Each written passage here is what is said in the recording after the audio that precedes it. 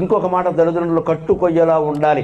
దూడ కట్టినవాడు ఎలాగైతే రైతు అది అడ్డమైన గడ్డి మెయ్యద్దని చూస్తాడో తల్లిదండ్రులు జాగ్రత్త పడాలి. ఇప్పుడు ఉపాధ్యాయులు కూడా పడలేరండి ఈ విషయం, తల్లిదండ్రులే పడాలి. ఎవరితో తిరుగుతున్నారు, ఎవరితో స్నేహం చేస్తున్నారు, ఆడపిల్లలైనా మగపిల్లలైనా.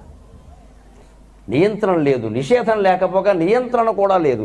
ఒక నియమం లేదు, పిల్లలు ఎలా బాగుపడతారండి? పైగా మా అమ్మాయికి ఇండివిజువాలిటీ, రేపు చాలా ఇండివిజువాలిటీలు జరుగుతాయి ఇక్కడ. ఇండివిజువాలిటీ అదో గొప్ప మాట. ఎవరికంటే ఇండివిజువాలిటీ, వాడు ఉద్యోగంలో వాడు చేరి వాడికి పెళ్ళి అయితే ఇండివిజువాలిటీ ఉంటుందమ్మా. 30 ఏళ్ళు వచ్చినా పెళ్లి కాని వాడికి, ఉద్యోగం లేని వాడికి ఇండివిజువాలిటీ ఉండదు, బాధ్యత రాదు. వయస్సు రాగానే సరిపోలేదు, వాడికి 20 ఏళ్ళు వచ్చే ఇండివిజువల్. ఏమిటి ఇండివిజువల్? అమెరికా లెవెల్ మాటలని ఎక్కడ మాట్లాడతారండి? అమెరికా శుద్ధ భ్రష్ట దేశం, అగ్రరాజ్యం కాదు, ఇది ఉగ్రరాజ్యం. నేను 10 సార్లు 12 సార్లు వెళ్ళి చెబుతున్నానమ్మా. ఏమిటి అమెరికాతో పోలుస్తారు? దరిద్రపు దేశం. మనం నేర్చుకుంటున్నాం ఇక్కడ అమెరికన్ కల్చర్, అక్కడ ఇండివిజువాలిటీ ఇక్కడ అంటారు.